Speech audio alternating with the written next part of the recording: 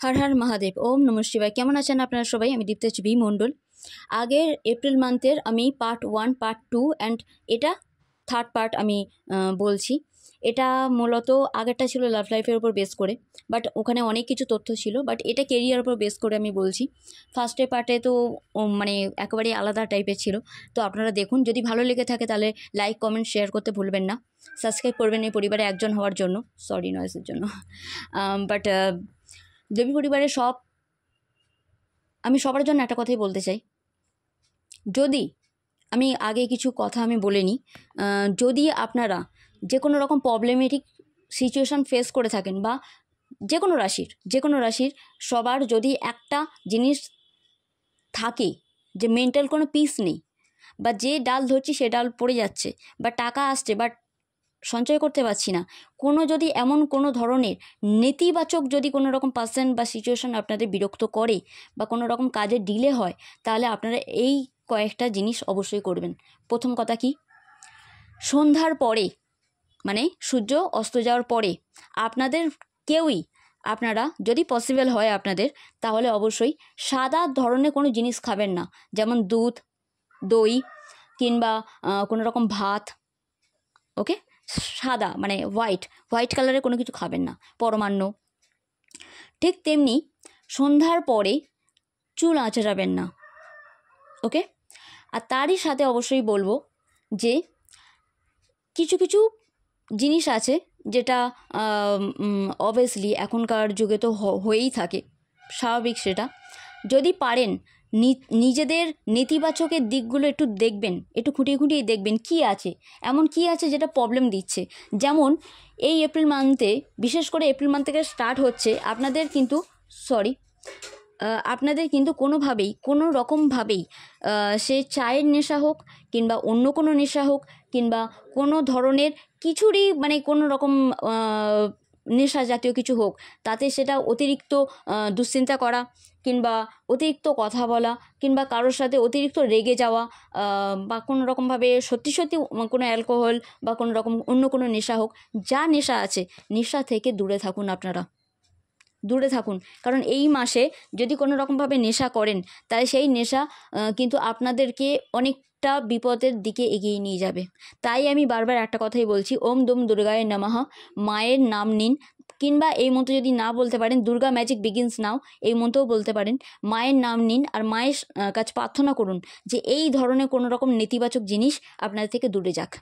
ওকে, তার সাথে সাথে অবশ্যই বলা হয়ে থাকে পিপল গাছের বড় বাবার বাস, মানে আমি ওনার নাম নিচ্ছি না, শুক্রবারের পর যে বারটা আসে বড় বাবার বাস, মানে আমরা অনেকেই জানি ওই বৃক্ষেতে উনি বাস করেন। তো এই পিপল গাছেতে আপনারা যদি তার তলায় শনিবার করে প্রদীপ জ্বালান আর নিরামিষ খান আর বয়স্ক ব্যক্তিদের মানে খুব সেবা করেন, বৃদ্ধাশ্রমে কিছু গিয়ে দান করেন, কোনো রকমভাবে শ্রমিক যারা থাকে দিন আনা দিন খাওয়া, তাদেরকে কোনো নিমকিন জাতীয় কিছু খাবার আপনারা দিতে থাকেন। আর তার সাথে সাথে বলবো সবার সাথে, বিশেষ করে নিজের পরিবারের সবার সাথে বেশ ভালো রকম ব্যবহার রাখেন, তাদের সেবা যত্ন করেন, বিশেষ করে বয়স্কদের সেবা যত্ন করেন। আর নিজের পায়েতে খড়ম পরে চলাফেরা করে 5 মিনিট 10 মিনিট আধ ঘন্টা যে যেমন পারবে পায়ে তেল মালিশ করার পর ওটা যদি করেন, তাহলে আপনাদের বেনিফিট হবে। কেরিয়ার লাইফের জন্য বলছি বা লাভ লাইফের জন্য বলছি, জীবনের যে কোনো ক্ষেত্রের জন্য বলছি, আপনাদের সব রাশির জন্য। আর এপ্রিল মান্থে শুধু না, এটা আপনারা করে যেতেই পারেন সারা বছরে। যাদের ঢাইয়া কিংবা 7.5 চলছে তারা তো সেই টাইমটুকু করবেন যদি পসিবল হয় আপনাদের। আর কি খাচ্ছেন সেটা বুঝে শুনে খাবেন। কেরিয়ারেতে একটা কথা অবশ্যই বলবো, আপনারা একটু ধীর স্থিরভাবে প্ল্যান করবেন, দূরদৃষ্টি সম্পন্ন প্ল্যান করবেন, খুব মানে কাছাকাছি প্ল্যান করবেন না। আর এই টাইমে কোনো বড় ধরনের রিস্ক কিছু নেবেন না, কোনো বড় ধরনের কোনো রকম চিন্তাভাবনা করবেন না, মানে বড় চিন্তাভাবনা বড়ই রাখবেন, মানে কোনো রকমভাবে সরি নয়েসের জন্য প্লিজ ইগনোর করবেন।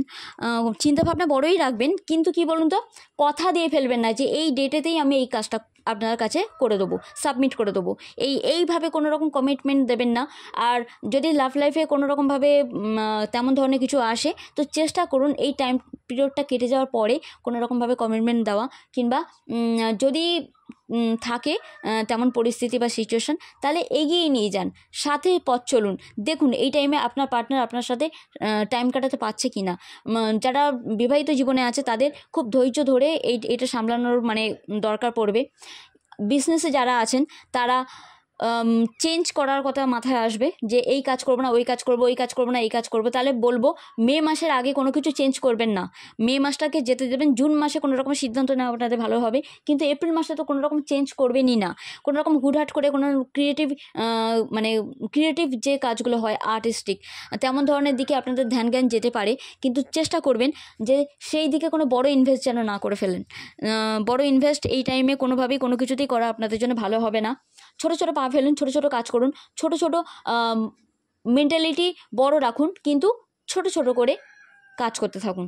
আর আপনাদের জন্য যারা চাকরি করেন বা যারা বিজনেস করেন, তাদের লোকেশান চেঞ্জ একটা বড় ম্যাটার মানে করছে। কাজের জন্য লোকেশান চেঞ্জ হতে পারে, কিংবা যে জন্মস্থান আপনাদের সেখান থেকে দূরে কোথাও যেতে হতে পারে, কিংবা জন্মস্থান থেকে আপনি যদি দূরে থাকেন তাহলে আপনাদের জন্য সুইটেবল আছে, বাট সেখান থেকে কাজের সূত্রে বা পড়াশোনার জন্য কোথাও দূরে যেতে হতে পারে। আর বাবার সাথে বা বাড়ির মধ্যে যে একটু ডমিনেন্ট পার্সন আছে, বলাই ভালো, মেল ফিমেল যাই হোক না কেন, তার মধ্যে যে একটু রাশভারী, যার কথাই পরিবারের শেষ কথা হয়, তো তেমন ধরনের পার্সনের সাথে আপনার একটু মতবিরোধ হতে পারে। তো পরিবারের সবাইকে নিয়ে চলার চেষ্টা করুন। পারিবারিক সম্পর্ক যদি উন্নতি করতে হয়, তীর্থস্থান, তীর্থভ্রমণ বা দূরে কোনো নেচারের মধ্যে টাইম কাটান। আর একটা পাত্রে সর্ষের তেল নেবেন, মাটির পাত্র হলে খুব ভালো হয়, বা লোহার পাত্র, সর্ষের তেল নেবেন, তাতে নিজের ছায়াটা ফেলবেন, খানিকক্ষণ নিজের ছায়া ফেলে বড় বাবার কাছে প্রার্থনা করবেন, হে বড় বাবা, আমার যেন মানে সমস্ত রকম কাজ ডিলে বা যার যে কোনো বিপদ আপদ বা যে কোনো কিছু প্রবলেম আছে, যা সমস্যা আছে, সেটা যেন কেটে যায়। সেইটাই তেলটা গিয়ে বড় বাবার মন্দিরেতে বড় বাবার অর্পণ করে আসুন, বা বড় বাবাকে স্নান করিয়ে আসুন ওই তেলেতে, আপনাদের জন্য খুব ভালো হবে। বড় বাবার বীজ মন্ত্র জপ করতে ভুলবেন না।